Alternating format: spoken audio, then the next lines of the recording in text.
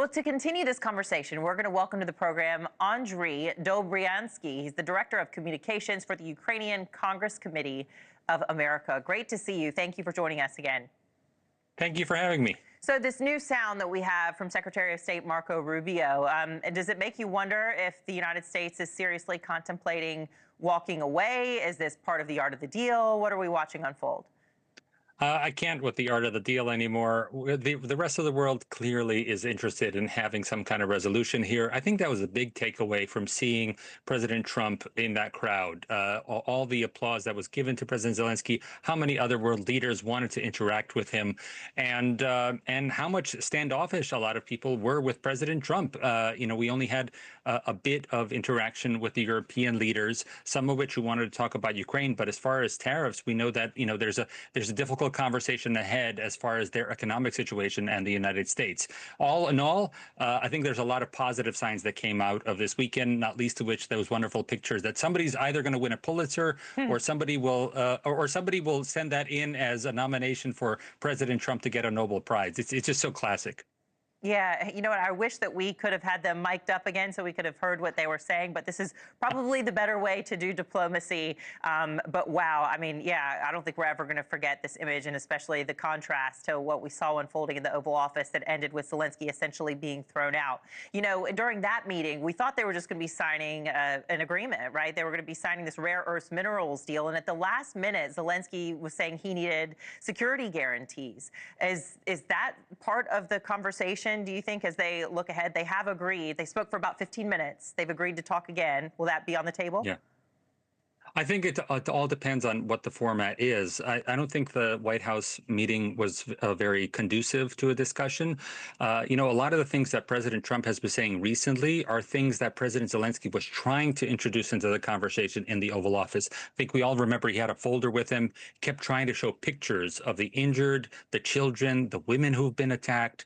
And then because of this, group of people around President Trump who all started voicing and chiming in, the conversation got derailed. I think what we saw in Rome was a conversation that could be done, one-on-one. Obviously, the spiritual nature of where they were. We all saw how Pastor Burns from South Carolina just visited Ukraine, promised to talk to President Trump about the horrific nature of what he saw in Ukraine. So I think there's something to be said about stepping away from your advisors and talking one-on-one with a leader, and also I think just the general spiritual nature of this entire weekend. Well, since you're a foreign policy expert, all the other little fires or big fires that are burning or at least smoldering. We've got this trade war with China happening right now, and the threat of them not allowing exports of rare earth minerals. We know they're used in cars, they're used in smartphones. This is something that is needed for Americans and what we consume, and for American innovation, even because we rely on it. So how is this all sort of connected, and how does that play into what the Trump administration is doing today?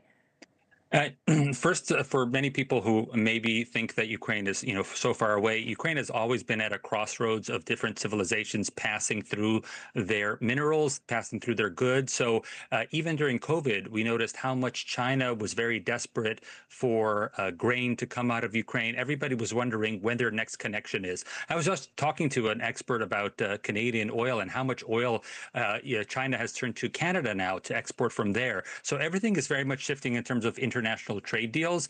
But I think in the end, what the United States and Ukraine both agree on is that if you can put a deal together ASAP to lock in Ukraine's rare earth minerals for the future, this will take time to develop. This will take time to clear the mines off of those areas where the minerals are and get the drilling equipment there. But just knowing that stabilizes a lot of what American investment wants to know, which is, do we have a secure source of rare earth minerals for the future? And if Ukraine and the United States come to a deal, that's going to be a net positive for both parties. All right. Well, we had State Department spokesperson Tammy Bruce on NewsNation earlier about the extensive efforts the Trump administration has taken already to negotiate peace. Let's listen. You know, we've been running around the world. This has been a hallmark for the first 100 days. Next week marks the 100 days, the first 100 days. And it's about jumping in a moment to get people at the table concentrated, understandably, on this effort. But what has changed is, really, it's not going to be meeting after meeting. It's not going to be another 3 years. Everybody's wanted this to stop. Donald Trump is the person who can get it to stop, and he's going to take the action to make that possible. All right, so what's the action? What does he need to do? Well, I think taking up President Zelensky's invitation to visit Ukraine, I think it will be great if people who are involved in the conversation actually come to Ukraine and understand what's happening there. President Biden did that. You know, the first person not to visit Ukraine was President Obama, of all the U.S. presidents. So we really tried to emphasize to President Trump to take a playbook from other presidents like President George W. Bush. Obviously, President Biden visited Ukraine. You want to be able to understand what's happening, and that's what Pastor Burns did. Secondly, we need to make sure that the proper people are being involved in this conversation. It's great that Tammy was talking about Secretary Rubio's work, but unfortunately, a lot of diplomacy has been handed off to Steve Witkoff for the last couple of months. We've seen what he did with Gaza and being unable to solidify a ceasefire. We don't know what's going to happen with Iran. I think if we have trained diplomats and world leaders talking amongst each other, much less these special advisors, we can get to a solution much quicker. All right, and Trump promised, or he did actually, he paused military aid to Ukraine back in March. What's the current status of that, and would that be resumed, do you think, if Russia does not come back to the negotiation table? How is this all going to unfold?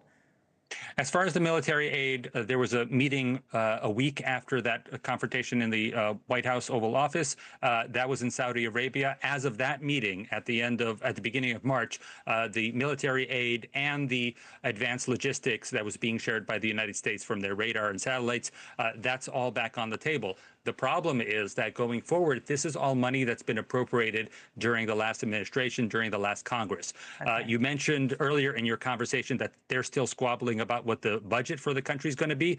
Another part of that's going to have to be, if we go forward, we need to figure out what our defense budget is and how much of that is supplying arms to Ukraine.